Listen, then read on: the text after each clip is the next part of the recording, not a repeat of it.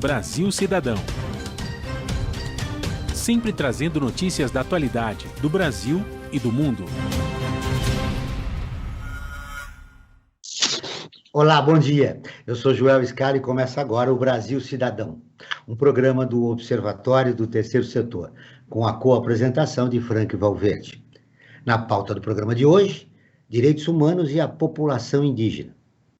A pandemia da Covid-19 já afetou 163 povos e matou 1.224 indígenas, segundo a PIP. Paralelamente a isso, os povos originários ainda precisam enfrentar a invasão de terras, a violência do Estado e a constante violência de direitos. Para refletir sobre o assunto, nós vamos conversar com a Claudine Mello, historiadora e fundadora da Étnico Eduque, consultora educacional e ativista de direitos humanos. A Priscila Oliveira é pesquisadora e ativista da Survival Internacional, movimento global pelos povos indígenas. Você vai conferir as notícias do mundo com o repórter Alexandre Soares, da Rádio ONU, direto de Nova York. E os destaques do site do Observatório do Terceiro Setor, com Frank Valverde. Bom dia, Frank. Bom dia, Joel. Bom dia, Claudine, Priscila. E você que está em sintonia com o Brasil Cidadão. Seu destaque da semana, Franklin. Meu querido, o destaque ainda é CPI, né? Eu estou sendo redundante, mas realmente acho que o país está meio movido em função da CPI da Covid. E o destaque da CPI da Covid é que a comissão vê alguns indícios, né? Não está provado nada, mas há indícios de que o presidente cometeu crime de prevaricação com relação ao caso da Covaxin. De que forma? Ficou sabendo que tinha algum problema na compra e não tomou nenhuma providência. Isso chama-se prevaricação. Quer dizer, o nome parece que está xingando, né? Mas não, é prevaricação. Você deveria ter tomado uma atitude como um profissional do governo, né? Um responsável, aliás, o responsável máximo, ficou sabendo, fechou os olhos e preferiu falar que a vacina não serve para nada, ou então que a cloroquina que é a solução para tudo, quando na verdade é uma grande mentira. Esse episódio pode dar impeachment, Franklin? Gostaria eu que sim, né? Mas é tudo uma incógnita, né? Acho que está tudo na mão do centrão. Né? Aliás, o Brasil está sempre no centro, né? Do centrão. Tá? Da mesma forma que os governos anteriores ficaram reféns do centrão, esse também está. Para onde o centrão for, o que ele resolver é o que vai acontecer. Se eles disserem que sim, terá impeachment. Se não, não haverá nada. Terminará. Bom, diante dessa situação, continua corroendo a base de apoio do presidente da República. Na última pesquisa, ele só teve 23% de intenções de voto, isso contra sim, 49% do Lula. Exatamente. Isso é líquido e certo, Joel. Bom dia, Claudine. Seja bem-vindo ao nosso programa. Bom dia, Joel. É um prazer muito grande estar contigo, com o Franklin e com a Priscila. Bom dia, Priscila. Seja muito bem-vindo ao nosso programa. Obrigada, é um prazer estar aqui com vocês. Você que fala aí de Londres, os londrinos estão preocupados com essa terceira cepa da Covid? Sim. Era para já ter aberto mais comércios, né, e ter continuado assim essa abertura que começou desde junho, mas eles seguraram um pouco porque agora a maioria dos casos que estão acontecendo aqui em Londres é dessa nova variante Delta, né? Você já conseguiu se vacinar? Já tomei a primeira dose, muito feliz, foi um momento muito emocionante para mim, assim. Me senti uma privilegiada mesmo por poder estar tendo a vacina, enquanto tantas pessoas no Brasil, colegas, familiares meus, ainda não tiveram essa oportunidade.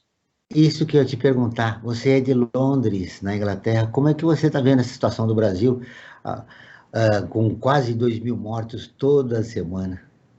É uma tristeza. Todo dia, Joel. Por dia, desculpe, obrigado, Franklin, por dia. É uma tristeza.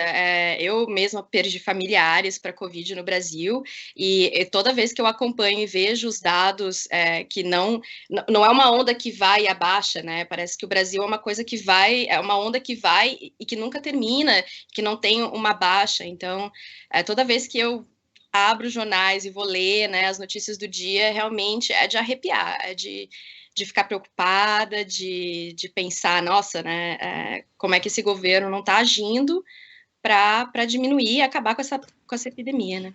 Você acredita que o governo vai ser denunciado num tribunal internacional a respeito da pandemia?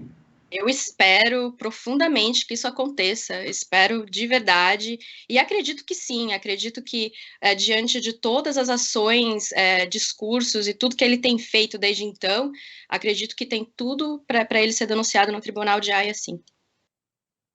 Frank, você ia falar alguma coisa? Não, na verdade, fazer a comparação, né? Quando a gente vê aqui a Priscila, que é bastante jovem, né? Que já está sendo vacinada, aqui em São Paulo, que está chegando na faixa dos 40 agora, para você ter uma ideia, a vacinação nas pessoas aqui, né? Mais de 800 indígenas de 40 povos passaram 16 dias enfrentando a pandemia, frio e violência policial para protestar contra a PL 490 de 2007, que ameaça a demarcação de terras indígenas e abre as portas desses territórios para empreendimentos agropecuários, hidrelétricas, mineração, estrada e o garimpo. Contudo, eles deixaram Brasília sem serem ouvidos na Comissão de Constituição e Justiça da Câmara dos Deputados. Claudine, a situação dessa população indígena fica cada dia mais grave com esse governo. Exatamente, Joel. Isso é o reflexo daquilo que o nosso presidente já havia alertado desde o começo, quando ele foi eleito. Ele disse que não haveria demarcações de terras indígenas no Brasil e que as que tinham sido demarcadas seriam revistas, porque ele não concordava com a Constituição brasileira. Interessante isso, né? O presidente que assume o poder jura sobre a Constituição brasileira que irá cumpri-la. A Constituição de 88 delimitava que depois de 5 anos todas as terras indígenas deveriam estar demarcadas. Portanto, nós já teríamos tido uma resolução desse problema, né, pós 5 anos da Constituição de 88, mas como não aconteceu durante, inclusive, o período dos governos democráticos, agora, com esse presidente da República, isso ficou inviável. Então, ele já declarou que ele não vai cumprir a Constituição, né, e o seu governo trabalha exatamente para isso. Por isso que os indígenas estão no pior momento da história do Brasil, depois da Constituição de 1988. Priscila, a Survival tem uma resposta, né, para essa situação que vive os 800 indígenas de 40 povos que passaram 16 dias enfrentando a pandemia aqui no Brasil.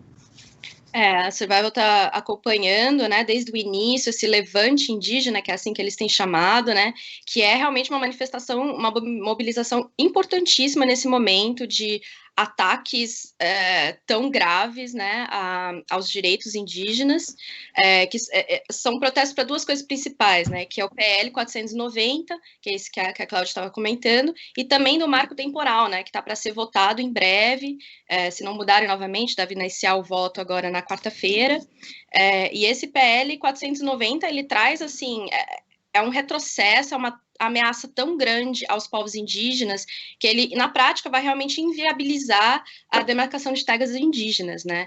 E não só isso, né? Ele também quer abrir as terras indígenas para empreendimentos econômicos, como garimpo, como a construção de hidrelétricas, o agronegócio, e tudo isso sem o consentimento prévio, livre e informado das comunidades indígenas. Então, é realmente um momento, como a Cláudia falou, o pior desde a redemocratização. Claudine, a queda do ex-ministro do Meio Ambiente, Ricardo Salles, tem algum significado importante para as populações indígenas do país? Como as próprias lideranças indígenas disseram, agora em Brasília, né, eles estão aí, como você disse, nesse levante pela terra já há vários dias. Quando eles receberam a notícia, de alguma maneira ficaram contentes, vamos dizer assim, porque o Ricardo Salles é um grande inimigo dos povos indígenas, né, a declaração dele em reunião pública gravada, né, dizia isso, que era o momento de deixar a boiada passar, e ele agora está sendo investigado, né, no crime de facilitação de madeira, né, de transporte ilegal de madeira, né, comércio ilegal de madeira, por isso mesmo é que ele pediu para sair, né, ele foi exonerado, mas na verdade ele pediu para sair exatamente porque havia uma ameaça de que ele seria preso, né, de que o Supremo Tribunal Federal iria decretar a prisão dele, por ele estar envolvido nesse processo de crime, né, de madeira no Brasil. Então, os indígenas ficaram felizes, mas, ao mesmo tempo, o governo imediatamente nomeou Joaquim Álvaro Pereira, que é também uma pessoa totalmente ligada ao agronegócio no Brasil, à Sociedade Brasileira Rural. Ele é um dos conselheiros dessa Sociedade Brasileira Rural, portanto, ele representa também interesses muito voltados para o agronegócio, que são inimigos diretos dos povos indígenas. Então, os povos indígenas continuam muito preocupados e desacreditados de que o Ministério do Meio Ambiente vai fazer alguma coisa em favor deles, né? Pelo menos na consulta pública, né? Como Priscila dizia. O que os povos indígenas querem ser consultados a respeito daquilo que é direito deles, mas sempre as decisões do governo tiram o direito dos povos indígenas serem consultados sobre qualquer coisa. Como a Survival vê esse retrocesso em relação à população indígena no país, Priscila?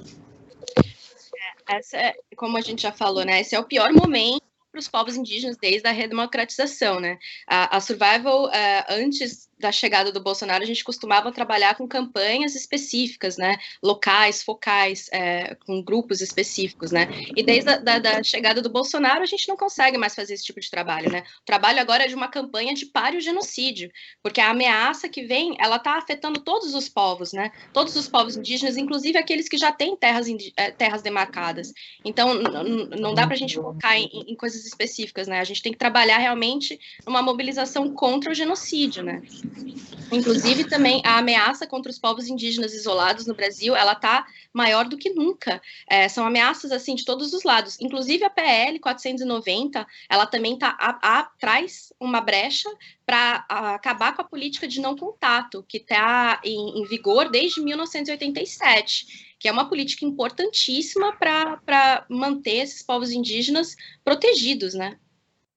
Vamos ouvir agora a Rádio ONU, parceira de conteúdo do Observatório do Terceiro Setor, com a matéria. ONU desenvolve projeto em saúde e bem-estar para os povos indígenas no Brasil. Alexandre Soares, de Nova York, tem as informações. As Nações Unidas no Brasil e o Escritório da ONU para Educação, Ciência e Cultura, Unesco, estão cooperando em um projeto de informação para povos indígenas. O objetivo é desenvolver a educação para a saúde e o bem-estar das populações indígenas, com uma abordagem pedagógica, multilingue e intercultural. A iniciativa divulga informações que fomentam a proteção dos povos indígenas no Brasil, especialmente os afetados pela crise provocada pela pandemia de Covid-19. Os vídeos mostram o trabalho realizado com 7 etnias indígenas, todas residentes na Amazónia e em Roraima. Em comunicado, a agência diz que a produção de vídeos na língua materna de cada população tem sido um processo essencial para preservar o seu património imaterial.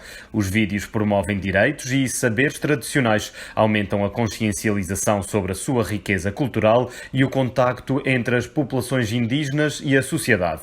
A ação também destaca prevenção e tratamentos para doenças sexualmente transmissíveis, como HIV, hepatites virais e Covid-19.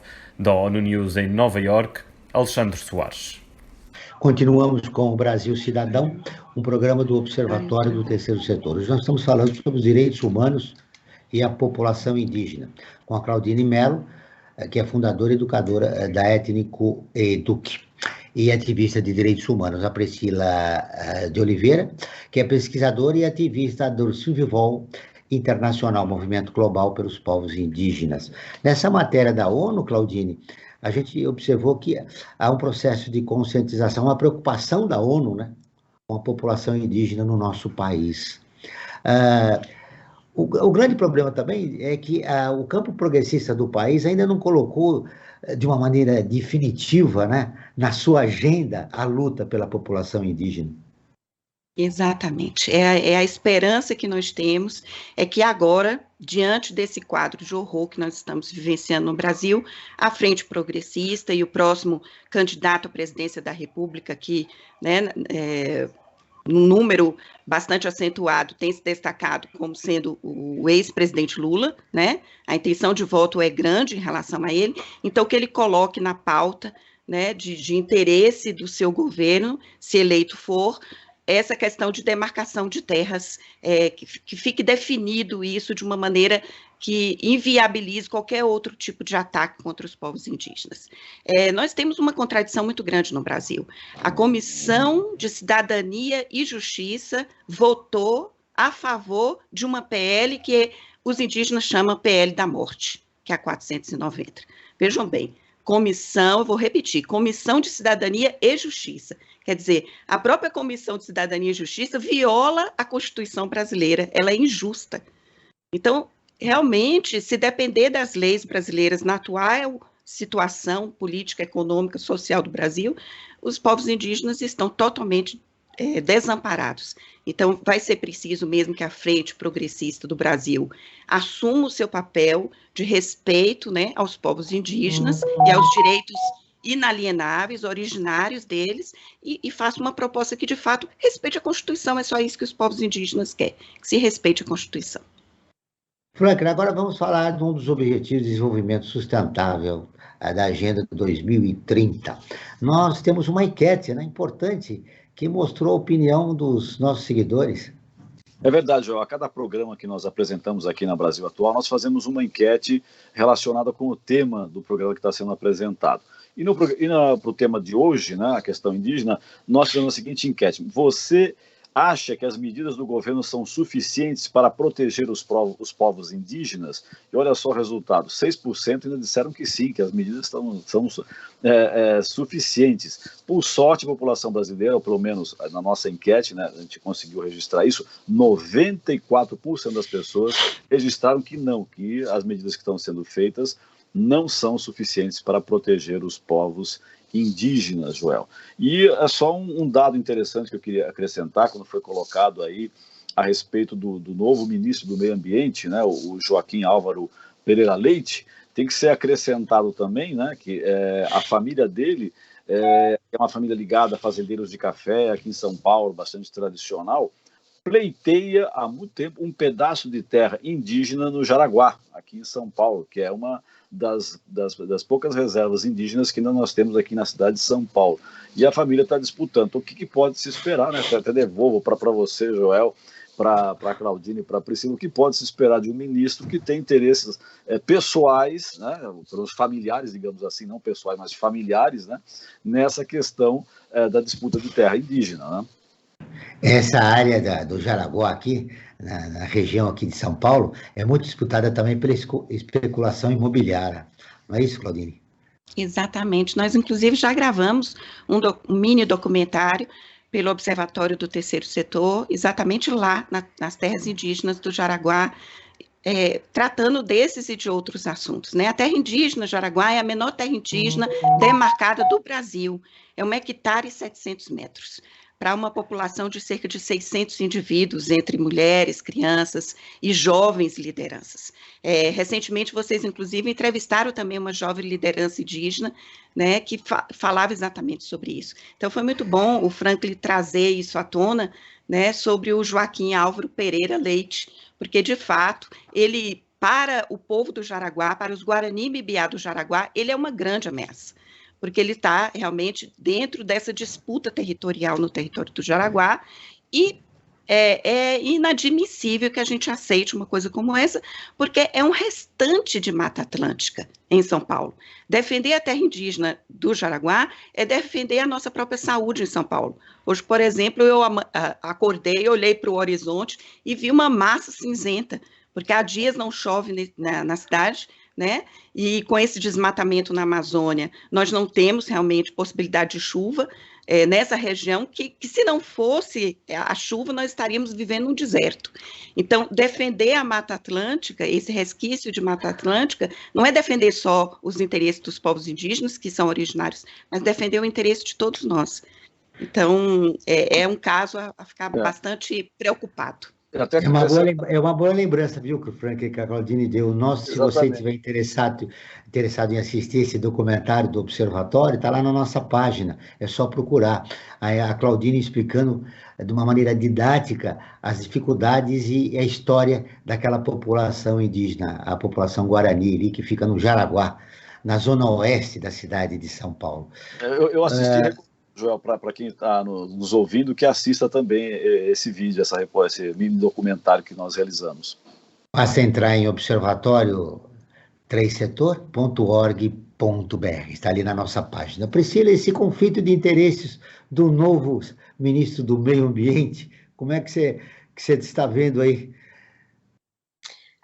Eu acho que, na verdade, isso reflete o conflito de interesse, assim, de todo o governo e da bancada ruralista, né? Porque é exatamente isso que eles querem. Eles querem abrir os territórios indígenas para explorar economicamente, seja para liberar o garimpo, seja para liberar o agronegócio, a exploração de madeira. E é nisso que a gente tem essa nova campanha, né, que eu vou comentar agora, que faz parte da campanha maior de pare o genocídio, como eu estava explicando, né? Que essa campanha chama Assina FUNAI. A gente tem, existe um lobby do governo do Bolsonaro e dos seus aliados que estão querendo abrir a terra de 7 terras de povos indígenas, que atualmente eles estão sendo só protegidas por um regulamento que chama restrição de uso. Esse regulamento, ele foi previsto num decreto de 1992, se eu não me engano, e ele serve para proteger terras indígenas que têm presença de isolados, mas que não puderam ser demarcadas ainda. Então, esse regulamento ele tem que ser renovado a cada 3 anos. E aí o que acontece é que esse ano, 3 restrições de uso vão vencer, vão expirar. Então, existe uma pressão muito grande para que essas restrições não sejam renovadas, ou para até mesmo que diminuam as terras indígenas, né? Então, são 3 terras, a terra indígena Piripicura, no Mato Grosso, a terra Jacareúba-Catauaxi, no Amazonas, e a Pirititi, em Roraima. E no ano que vem, logo em janeiro, tem também a terra Ituna-Itatá, que vai também ter a sua restrição de uso expirada. E a terra Ituna-Itatá é interessante, porque existe uma pressão muito grande lá, muito grande, principalmente por parte de grileiros, e até mesmo com o envolvimento de um senador chamado Zequinha Marinho, que ele alega que não existem indígenas isolados naquela terra indígena, mesmo que a FUNAI já tenha provado durante anos que existe sim a presença de indígenas isolados. Então existe essa pressão muito grande, e essa campanha que a Survival está trabalhando junto com a COIAB, junto com organizações indígenas e indigenistas como o OP e a OPAN, para pressionar a FUNAI a assinar essas restrições de uso para continuar protegendo esses indígenas isolados, porque se a terra deles for aberta, significa o extermínio desses povos, simplesmente. E, atualmente, essas 7 terras indígenas, elas protegem mais de 1 milhão de hectares da Amazônia, o que é muito importante também, né, para pensar não só a proteção dos indígenas isolados, mas também do bioma amazônico. Como é que nós vamos impedir esse absurdo, Claudine? Nós precisamos nos mobilizar, a sociedade brasileira, por isso que é tão importante a gente gravar um programa como esse, para poder viabilizar que a sociedade brasileira entenda de uma forma muito, muito fácil, né, o que está acontecendo, porque às vezes a gente fala numa linguagem muito complicada, muito academicista, e a sociedade não entende direito. Então é preciso falar nesse linguajar que nós estamos falando aqui, de uma forma muito simples. Ou a gente se envolve com a questão indígena, não só para a proteção desses povos, que é minoria no Brasil, é menos de 1% de toda a população brasileira, ou a gente está assinando um decreto de destruição do meio ambiente em todo o território nacional. E o Brasil impacta o mundo inteiro. Então, é por isso que as organizações internacionais estão preocupadas. Fala-se muito de interesses econômicos, mas não é isso. É que nós estamos num momento, no mundo inteiro, né, em que ou a gente coloca um freio na situação de destruição do planeta, ou o planeta vai nos destruir, porque a Terra ela vai continuar existindo, mas nós não vamos poder existir, né, com aumento de temperatura, 3, 4 graus, por exemplo, né, com desgelo, com inundações, nós não vamos conseguir viver dessa maneira. E o Brasil é realmente, como diz, né, o local onde tendo leis que favoreçam o meio ambiente, pode se tornar um exemplo para o mundo, já que nós temos aí a Amazônia, como ela bem disse, mas não só a Amazônia, como outros biomas, né, tão importantes quanto, como Cerrado, Pantanal. Então, nós precisamos nos envolver por causa disso. Se as pessoas não entendem o que é ser indígena, então entendam que elas estão defendendo o interesse delas próprias.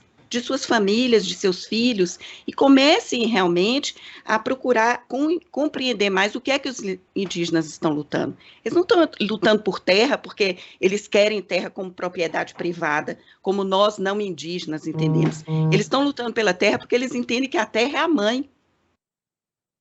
Entende? É a mãe de todos nós. Então é isso que nós precisamos, exatamente, nós precisamos entender essa dinâmica, né? Esse novo olhar sobre o planeta e sobre o Brasil. A atuação de organizações internacionais como a Survival tem sido fundamental nos últimos anos, o Franklin, para a gente, nós brasileiros, compreendemos a situação que envolve as populações indígenas do país, Franklin. É verdade, é fundamental diz o texto, né? Que até 2030 espera-se fornecer a identidade civil para todos, incluindo o registro de nascimento, em especial para os povos ciganos, as comunidades quilombolas, os povos indígenas e os povos de comunidades tradicionais de matriz africana e de terreiros, e as populações ribeirinhas e extrativistas. É muito importante cumprir essa meta, porque a pessoa que não tem a sua identidade, ela fica marginalizada da sociedade e ela é ignorada pelo Estado. E isso é fundamental, que a pessoa tenha essa identidade, que ela possa ser alguém dentro do Estado brasileiro. Ela é um brasileiro que realmente não existe para o Brasil. Lideranças indígenas brasileiras se uniram e lançaram o Parla Índio, um movimento para dar voz e visibilidade política à causa indígena. A iniciativa é uma resposta direta à falta de representatividade no Congresso Nacional. A primeira atitude do Parlamento será entrar com uma ação na Justiça pedindo a exoneração do presidente da FUNAI, que, segundo o movimento, não tem trabalhado para proteger os povos indígenas do país. Priscila, é muito importante essa iniciativa. Como é que a Survival observou a criação deste Parla Índio aqui no nosso país? Eu acho que é fantástica, né? A gente pode ver que o movimento indígena, ele tem se fortalecido a cada ano, né? Desde lá de 2004, quando começou o acampamento Terra Livre, que todo ano estava se organizando ali em Brasília. Então, eu acho que é muito importante que a gente veja que tem se fortalecido ao longo dos anos e agora eles criaram esse Parla Índio, né? É fundamental que eles estejam se mobilizando pelos seus direitos, né, pelo seu direito à terra, pelo seu direito à identidade, pelos seus vários direitos, né, que estão previstos na Constituição. E é fundamental também que hoje eu vejo que o movimento indígena ele está liderando essa mobilização no Brasil contra o Bolsonaro, né? Eu acho que isso é fundamental que a gente comece a observar. Então, quando a gente pergunta, por exemplo, como que a sociedade civil pode estar ajudando, né? Eu acho que apoiando o movimento indígena, apoiando o que eles estão fazendo, apoiando que eles estão ali na frente da luta, né? Em Brasília, eles foram recebidos ali, eles foram tentar, né, ser recebidos na FUNAI para conversar com o presidente da FUNAI, foram recebidos com balas de borracha e gás lacrimogêneo. Então, assim, e eles estão ali na frente. Eu acho que esse movimento de luta é fundamental e a sociedade civil deveria aprender com eles, deveria apoiar e fortalecer ainda mais esse movimento contra esse governo da morte. Olha, eles são subrepresentados no Congresso Nacional. A Claudine, que é historiadora, vai nos ajudar. Eu me lembro, muitos anos atrás, que foi eleito Juruna, né? Eu acho que até antes no período da nova Constituição ali, nos anos 80, é isso, Claudine? E depois foi tratado como folclore, quando tinha uma série de problemas graves para serem resolvidos em relação à população indígena. Aí se passou o Juruna, aquela coisa toda, que ele foi eleito, se não me engano, pelo o estado do Rio de Janeiro. Tá? E depois continua essa subrepresentação, né? A população indígena nunca, na verdade, teve uma bancada ali para defender seus interesses. Exatamente, porque essa população indígena ela sempre foi ignorada no Brasil.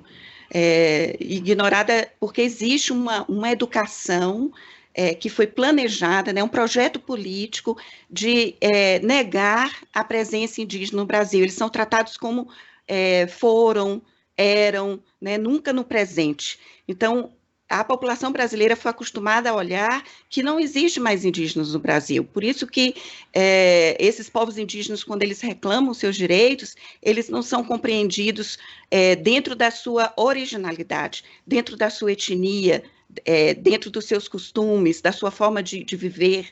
Eles são genericamente enxergados, todos como índios, né?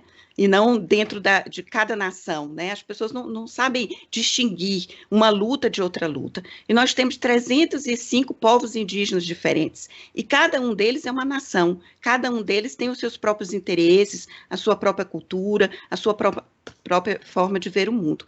Então, é difícil eles romperem essa barreira e entrarem na política de uma maneira mais eficaz, né, ou mais efetiva. Mas nós temos na Câmara de Vereadores uma deputada, que é a Joênia, e ela, inclusive, essa semana, não só trabalhou muito para que a PL 490 fosse rejeitada, como depois que foi aprovada pela CCJ, ela faz uma declaração dizendo, agora, mais do que nunca, nós vamos continuar lutando, porque essa PL, ela vai para a Câmara de Deputados, ela vai ser votada na Câmara, depois ela passa pelo Senado, e se de tudo ela continuar sendo aprovada, eles vão recorrer ao Supremo Tribunal Federal.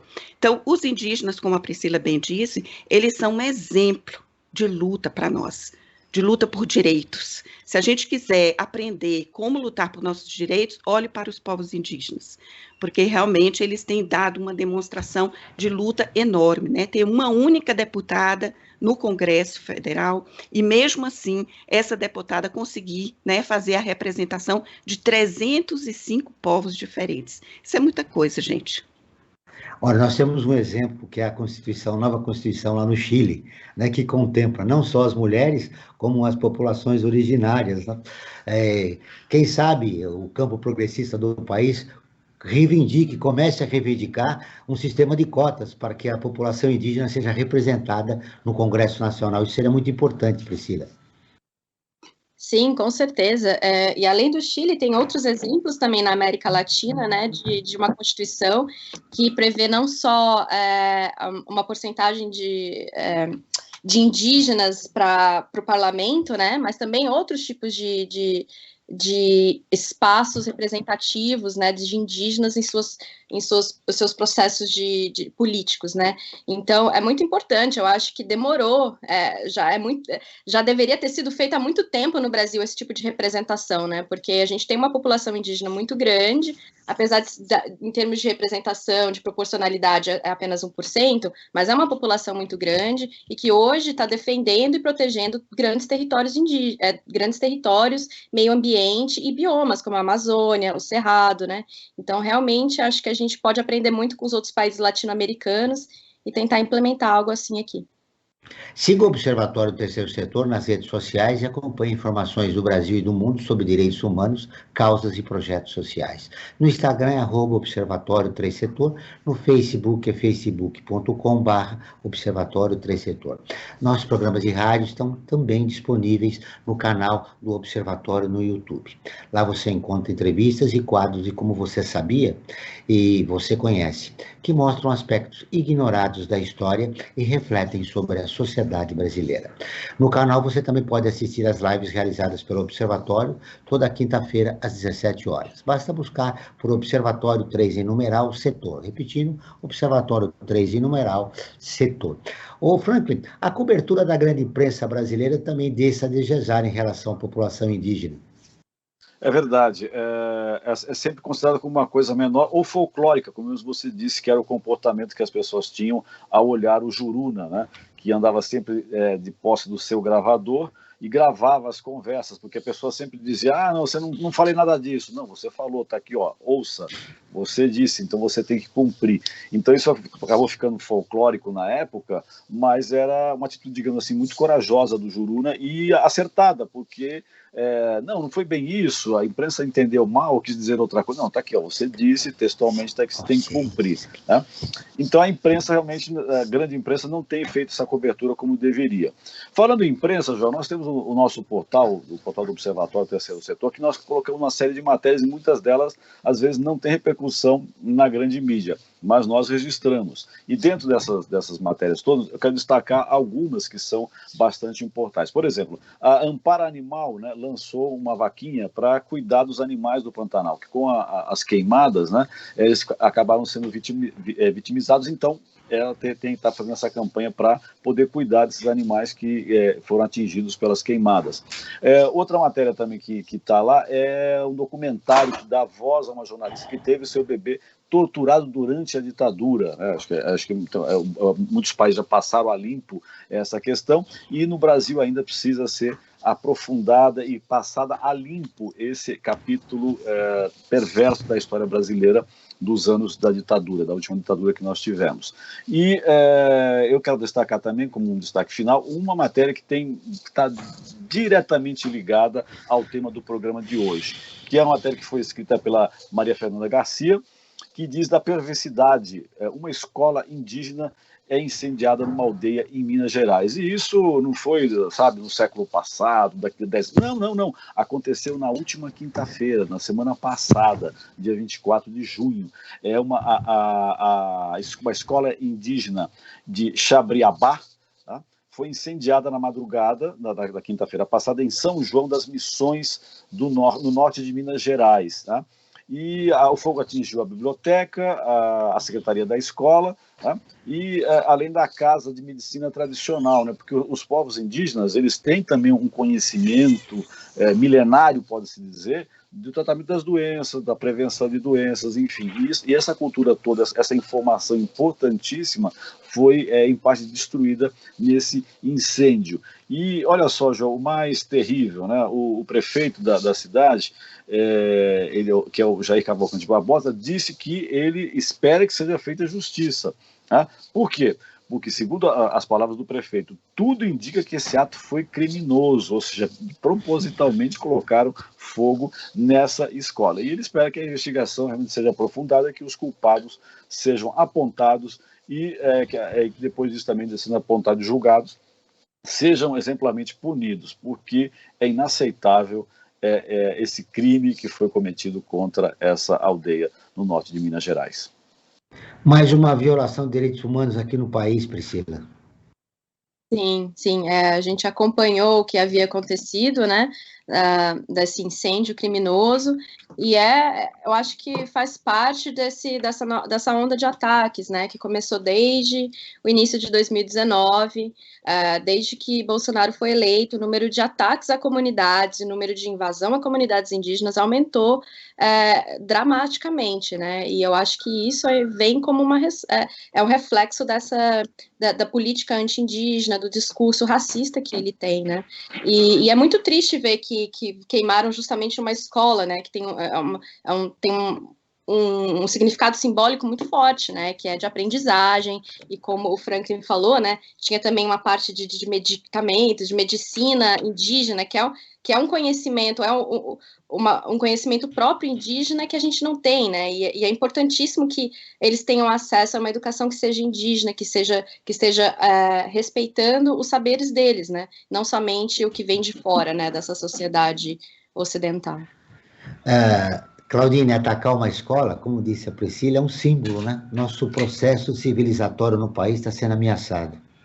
Exatamente, ela é um símbolo e é um reflexo dessa violência mesmo, né? E não só a questão de ter queimado registros da medicina e das próprias atividades das crianças na escola, mas é um crime que não tem conserto, vamos dizer assim, que não tem como reparar, porque são registros da educação que se queima. Então como que eles vão poder provar notas, avaliações daqueles alunos que estavam sendo feitas no modelo de escola indígena, que é diferente do modelo da escola tradicional. Então, ali estavam realmente os registros da vida escolar daquela comunidade. E queimar isso é por fim a um trabalho que vinha sendo feito há muitos anos. O Chacriabá, que é o povo que foi atingido com esse incêndio, eles estão desesperados, porque medicina eles podem recuperar voltando, né? Não é queima o que eles fizeram, mas não queima o que eles sabem, né? A tentativa de eliminar os povos indígenas é sempre, é constante, mas isso não significa que você está queimando o que eles sabem. Isso é um registro, né, que pertence a eles e que passa de pai para filho. Mas registros escolares não tem como recuperar. Então, realmente, é um crime que precisa ser investigado e eu espero que o prefeito da cidade tome as devidas providências, né, em relação a isso, para que não volte a acontecer. Entrando no túnel do tempo de novo, eu me lembrei daqueles 2 indígenas que há 2 ou 3 décadas colocaram fogo neles em Brasília, 2 jovens da classe média alta, né? Mataram 2 indígenas de uma maneira banal, né? Sem necessidade nenhuma. Então, esse histórico contra a população indígena já está no nosso DNA, né? De acordo com um artigo publicado na revista científica, a Academia Nacional de Ciência, os povos indígenas viveram na floresta amazônica por milênios, sem causar perdas ou destruir o bioma. Cientistas que trabalham no Peru comprovaram que o uso da floresta tropical pela população indígena foi sustentável e não causou perdas ou distúrbios detectáveis de espécie ao longo de milênios. Por que a sociedade exige tanto em ouvir e valorizar os conhecimentos dos povos tradicionais, Priscila?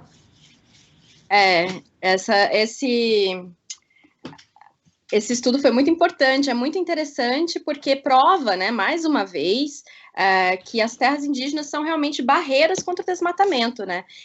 As terras indígenas hoje, elas contêm pelo menos 80% de toda a biodiversidade do planeta. Então, proteger terras indígenas significa proteger biomas, significa proteger o meio ambiente e, nesse sentido, mitigar as mudanças climáticas, né? Então, a partir do momento que a gente está junto com os indígenas protegendo seus territórios, a gente está protegendo a nós mesmos, né, ao planeta contra as mudanças climáticas e a própria existência do ser humano, né. Então, é muito interessante esse estudo, eu acho que vem realmente só para comprovar mais uma vez que os povos indígenas são os melhores guardiões da natureza. Quero te ouvir, Claudine. Por que nós resistimos tanto dessa sabedoria dessa população indígena? Pelo contrário, nós não só ignoramos, como tentamos destruí-la, né?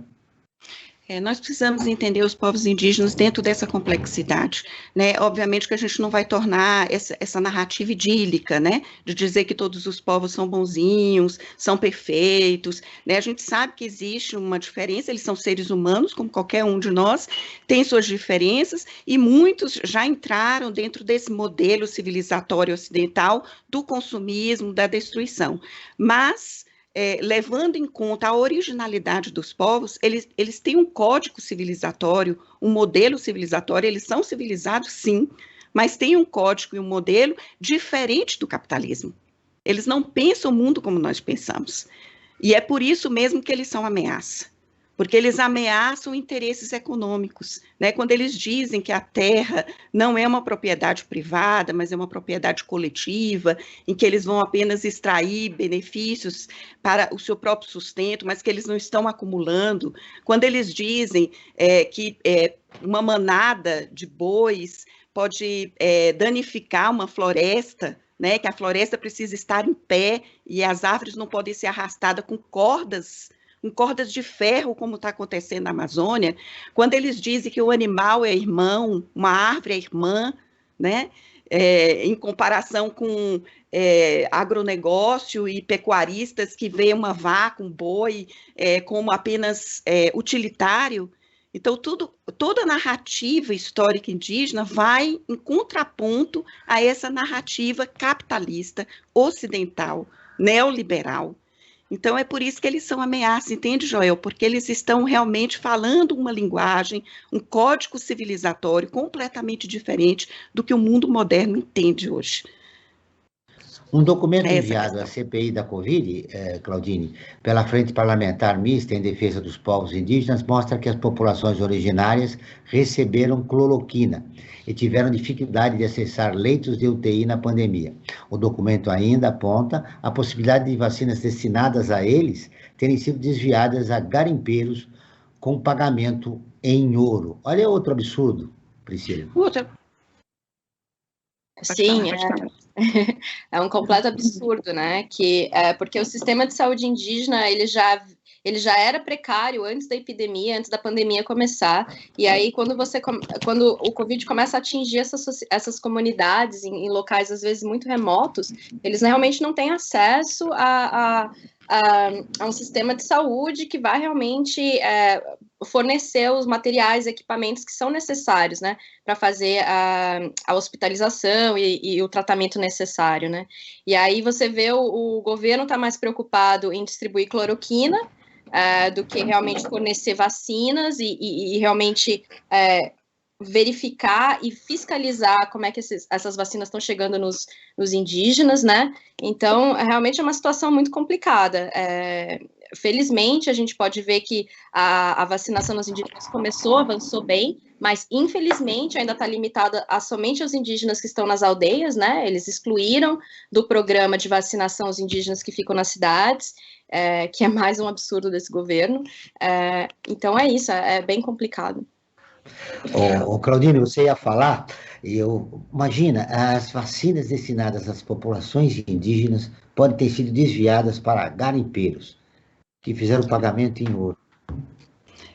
Infelizmente, é esse o quadro, é essa a realidade do Brasil, né? Os povos indígenas foram profundamente afetados durante a pandemia, porque morreram lideranças fundamentais para os povos indígenas, os mais velhos, aqueles que são ouvidos, né, dentro das comunidades, são verdadeiros conselheiros, xamãs, né, caciques, pajés, e eles foram, pela idade e pelo fato de terem sido contaminados pela Covid, né, que é um vírus mortal, eles morreram e com isso abalou muito as comunidades indígenas, né, essas várias etnias indígenas.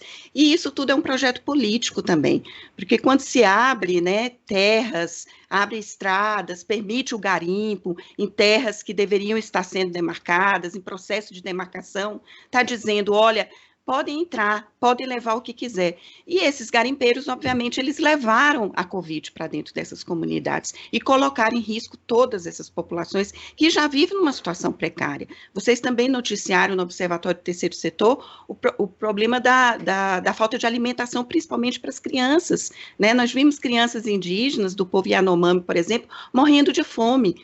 E não só, né, eles já sofrem com essa questão, né, de falta de recursos para poder viver, porque eles não têm como caçar, como pescar, como se alimentar da forma tradicional, como também foram ainda mais agravados, porque a Covid encontra essa população já frágil, né, já sem alimento adequado, sem assistência médica adequada dentro das suas comunidades, e obviamente que leva à morte.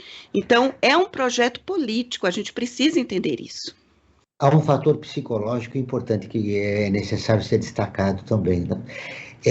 Eles não podem fazer luto dos seus mortos, né, durante a pandemia. Isso abala muito o psicológico, né?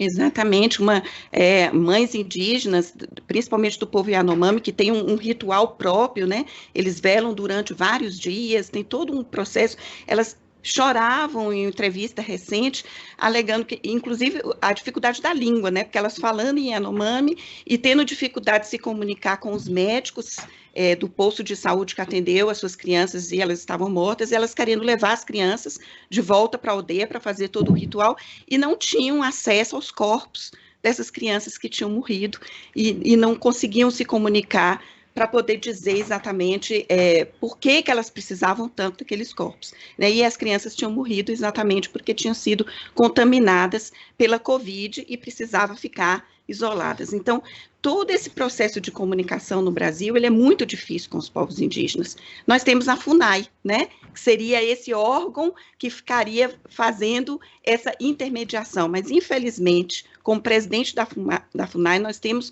um ex-delegado da Polícia Federal que está abrindo investigação de uma forma única no Brasil, nunca tinha acontecido isso. O presidente da FUNAI, o Marcelo Xavier, abrindo investigação contra os povos indígenas. Então, realmente, absurdo, né? A situação está descontrolada. Nós temos mais 8 minutos, o tempo passou rápido, nós estamos caminhando para o final do programa. Mas antes o Frank tem um recado a respeito da campanha do Observatório do Terceiro Setor, que é o Observatório em Movimento. É verdade, Joel. Tem duas campanhas para falar. A primeira é sobre o Observatório em Movimento, que é uma campanha que tem o objetivo de apresentar informações, dicas, sugestões de especialistas de diversas áreas do conhecimento para todos nós que estamos vivendo esse momento de pandemia e também o que vai ser a vida no pós-pandemia, porque com certeza o mundo será diferente depois que essa pandemia passar, né?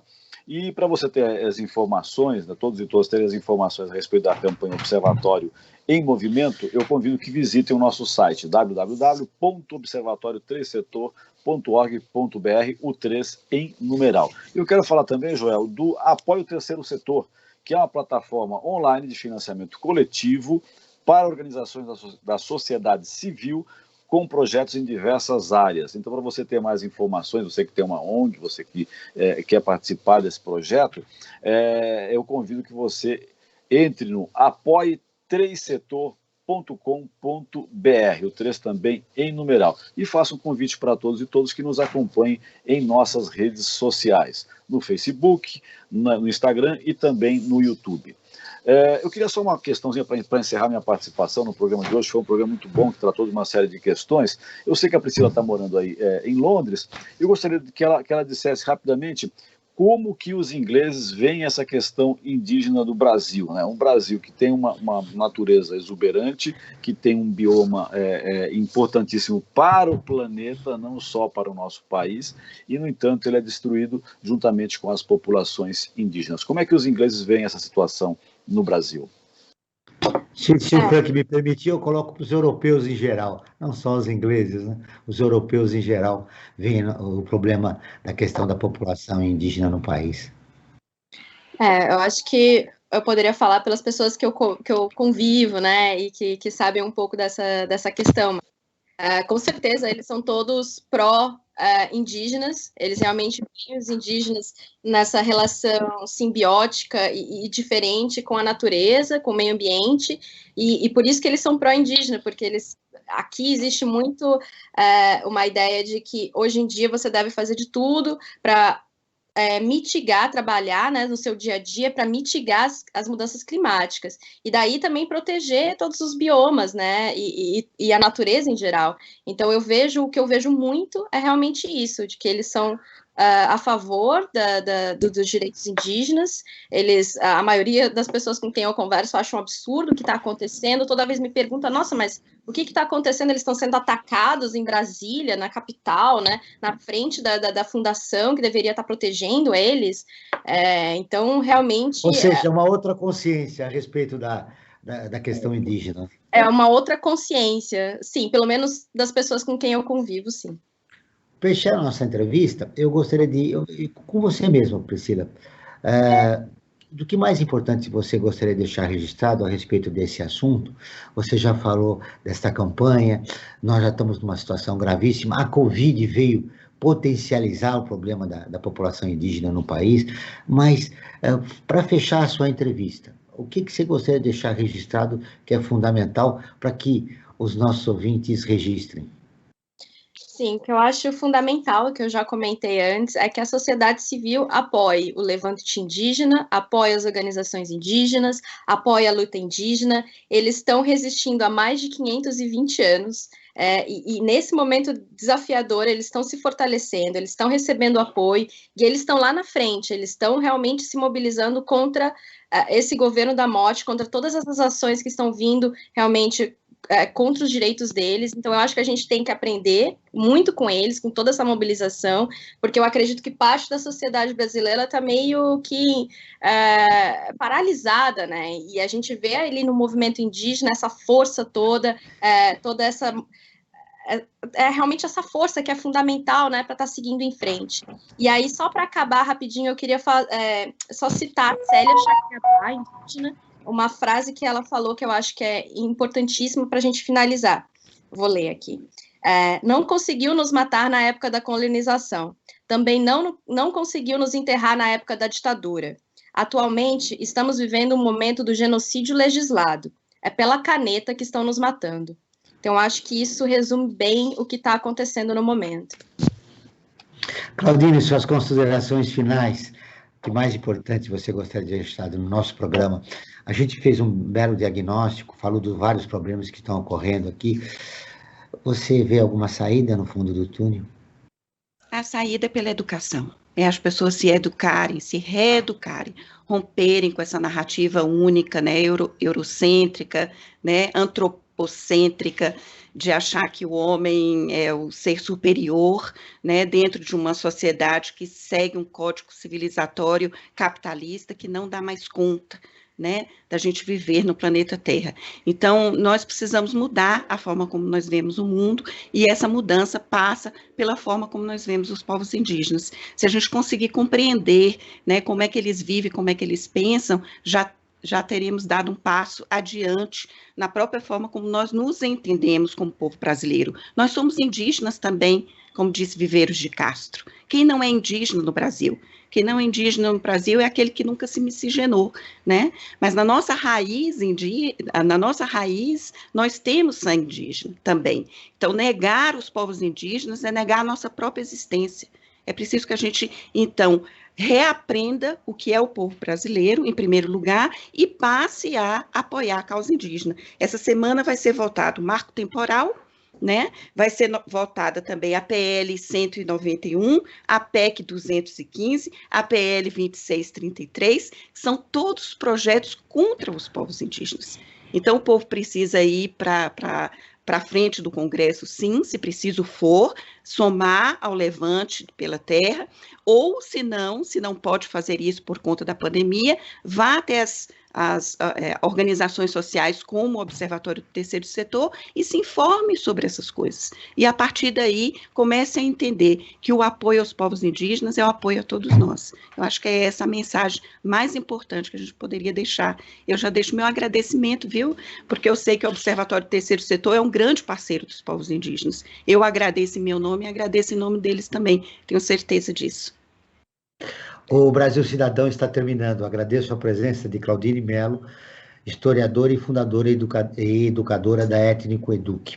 Ela é ativista de direitos humanos. A Priscila Oliveira, pesquisadora e ativista da Survival Internacional, Movimento Global pelos Povos Indígenas. Esse programa foi produzido pela equipe do Observatório do Terceiro Setor. Na próxima quinta-feira, às 9 horas, acompanhe nosso programa Observatório na Brasil Atual. Na pauta do programa, Agenda 2030 e a realidade brasileira. Não perca. E nós ficamos por aqui, sempre na luta por uma sociedade mais justa, solidária, sustentável e tolerante. Até o próximo programa. Ficamos por aqui com Brasil Cidadão, um programa do Observatório do Terceiro Setor, sempre trazendo notícias da atualidade, do Brasil e do mundo.